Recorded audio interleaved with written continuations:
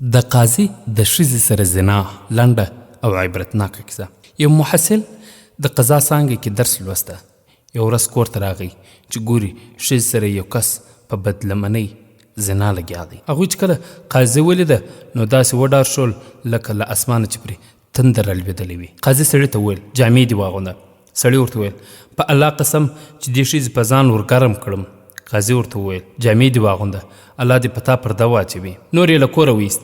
حال دا چې زړه کې د غصې اور خوټ کېده، خو الله تعالی ته یې صبر وکړ. سړی چې کله بهر لاړ نو یوه مسکا یې وکړ، یا به له دې چې بد شو یا یې دغه تقوادار قاضي پرې وخندل. قاضي جواب کې حسبنا الله و نعم الوکیل وویل او زړه یې له غصې سم تنور و. ځکه انسان غواړي چې مړ شي خو داسې تماشه ونه ګوري. بیرته ښځې ته راستون شو او ورته وویل جامې او اسباب دې غونډ کړه چې د پلار کره دې بوځم. ښځې یې ژړا شروع کړه چې ما وبخښه، شیطان دوکه کړم او بس ډېرې کیسې یې وکړلې.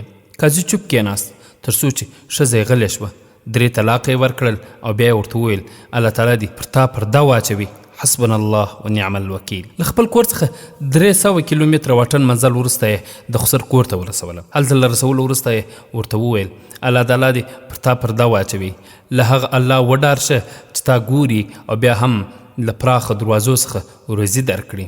ښځې ورته وویل رښتیا هم زه ستا په څېر میړه لایقه نه وم. نور یې په چغو پیل وکړ او خپل مخ ته یې سپېړه ونیولې. سړی بیا همهغه خبره ورته وکړه او نور لاړ.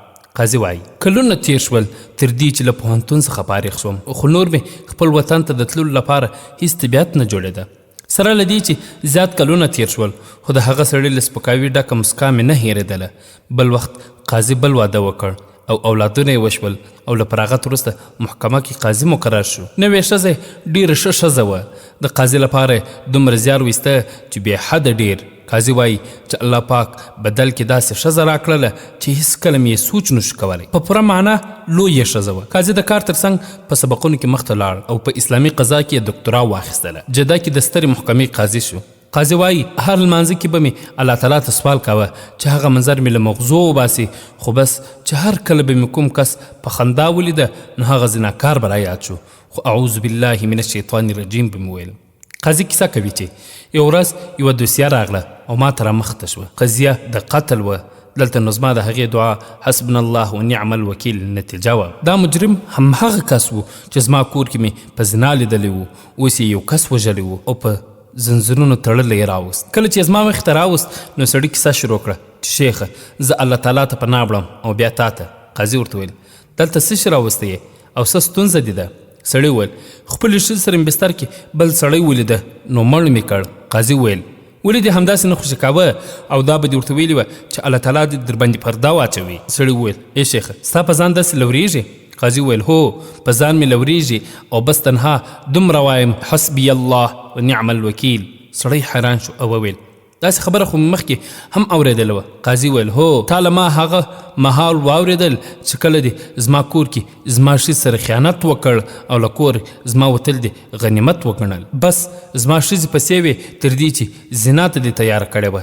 آیا تا ته په یاد دی چې ما پورې دې خندل او ما درته ویل چې الله تعالی دې ستا پرده وکړي تر دې چې راڅخه پناه شوې او له غصې مې سینه کې اور بل و؟ هو الله تعالی تا ته وخت درکړ خو ته ګناه کې نور هم غرق لاړې تر دې چې الله تعالی در څخه د قصاص اراده وکړه. پلی الله جل جلاله مې دې قسم وي زه پوهېږم چې تر هغه چې ته ژوندی یې زما به دغه حالت هیر نه شي. قاضي بیا لږ ساعت چوپ شو غلی و. بیا یې سړي ته وویل که د مقتول وارثان درته بخښنه وکړي نو زه هیڅ نشم کولی. زه اوس دومره کولی شم چې د الله پاک د شریعت حکم در باندې جاري کړم. سړي وویل په دې پوهېږم خو له تا څخه یو شی غواړم. قاضي وویل څه غواړې؟ سړی وویل دا غواړم چې راته بخښنه وکړې او د رحمت دعا راته وکړې. هو ما د شیطان ومنله او دا حالت زما له جزا ډېر کم دی. الله ښه پوهېږي چې تا ته د ښځې څه وویل سم وه.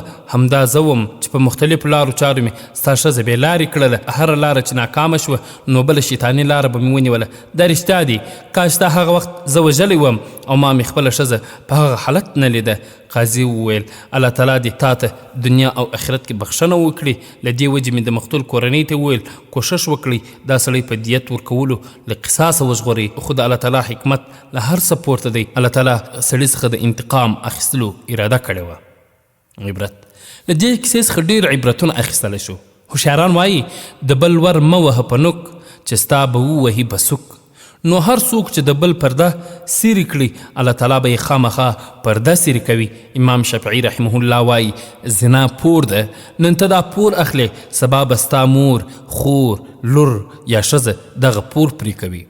په هر ګناهګار الله تعالی لومړی پرده اچوي چې کېدای شي سړی توبه وباسي او بیا ګناه ونه کړي، خو دریم ځل یې رسوا کوي او که په رسوایي هم سم نه شو نو بیا یې د پورتني سړي په څېر هیله کوي.